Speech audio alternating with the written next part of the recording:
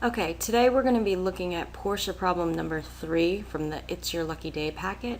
We went over this in class, but in case you weren't there or you need to review it, we're going to look at this problem again.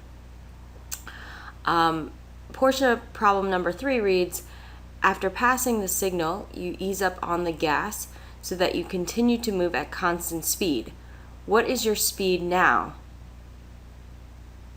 As a bonus, find 2 different expressions for your speed, one that depends on time and one that does not. So we're actually going to be looking at this 2 different ways. So we're going to start with the first method that depends on time. So the first thing to do in any problem is to either draw a diagram or a picture. In this case, I'm going to draw a graph. V versus T, and I know that it starts at a certain velocity before it hits the light. It accelerates with constant acceleration for some time. Then after it passes the light, it goes at constant velocity. So this is the time that it hits the light, and we know that it starts here at 22 meters per second, and that it goes up to some final velocity here. And that's what we're trying to find, is what is this final velocity. If we just looked at the second half of the problem, where we start going at constant speed, we don't have a whole lot of information about this part of the problem. But we do know a lot more about the part of the problem that's before the light. We know that it goes at, it travels 200 meters up to the light, and we also know that the acceleration here, or the slope, we found in problem 1 was about 6.59 meters per second squared. So what we're going to do in this problem is really just focus on the first half, or the first part of this motion, that part of the motion that is before the light, rather than trying to focus on this part which we do not know much about. So let's list the knowns and unknowns. First, we know that the initial velocity for this part of the problem is 22 meters per second. We also know that the acceleration during this part of the problem, I guess I should put a positive there just to make it clear, is positive 6.59 meters per second squared.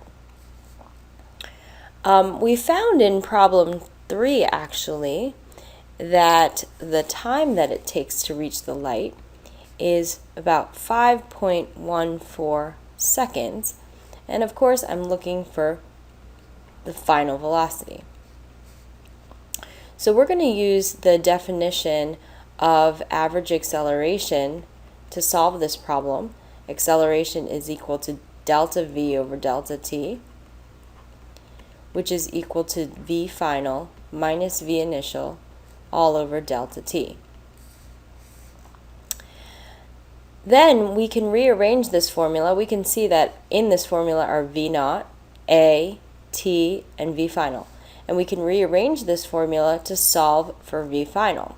So the first thing I'll do is cross multiply, or bring the T over here. So we get A delta T equals V final minus V initial. But what we want ultimately is a formula for V final. So if I bring this V initial to the other side, adding it to both sides, I get V final equals A delta T plus V initial. And this is actually a common formula that you can use from now on, since that you've already derived it. If you plug in these numbers, and if you were to actually write this out, you would have to write all the units out, but I'm not going to do that here. If you would get that the V final, the final velocity, is about 55.8 meters per second. And I'm going to box my answer there just so it stands out. Okay, so that's method 1, where we use the time. It's time dependent. We use the time that was calculated in problem 2.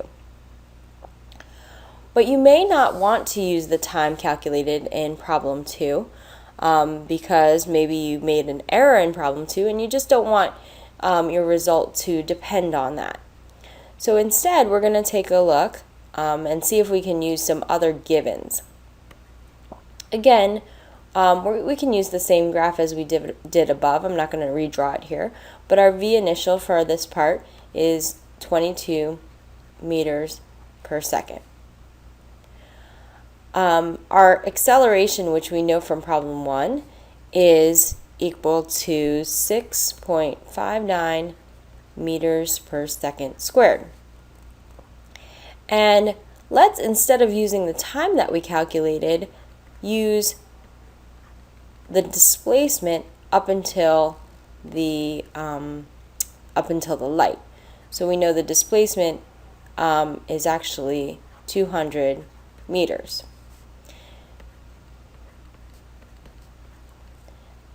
Sorry about that. Our V final is, of course, our V final is our unknown. So now we're actually doing the problem with, a little less uncertainty, and we have these variables to work with. So because I have acceleration here as one of the known values, I'm going to take a look at using the formula for the definition for average acceleration, which is V final minus V initial over delta t.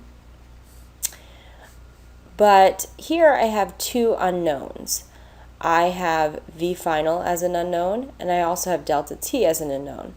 So what we're going to do here is actually use a second formula, the formula for average velocity, which is delta x over delta t, or V final plus V initial over 2. So we can use both of those formulas and solve them simultaneously because we have two unknowns in this formula as well, delta t and V final. Now, since we have two equations with two unknowns, I'm just going to scroll down here because we know what we're looking for is V final. We are actually looking for an expression for VF. That's our unknown. And so we need to solve these two equations simultaneously for V final. The variables that we don't care about is delta t. So what I'm going to do here is solve both of these for delta t and then set them equal to each other. So this one is delta t is equal to V final minus V initial over A average. And this one, my delta t with a little algebra is delta t equals 2 delta x over V final plus V initial. So when I set those two things equal to each other, I get V final minus V initial over A equals 2 delta x over V final plus V initial. The next step is to cross multiply. So we get V final minus V initial times V final plus V initial equals 2A delta x.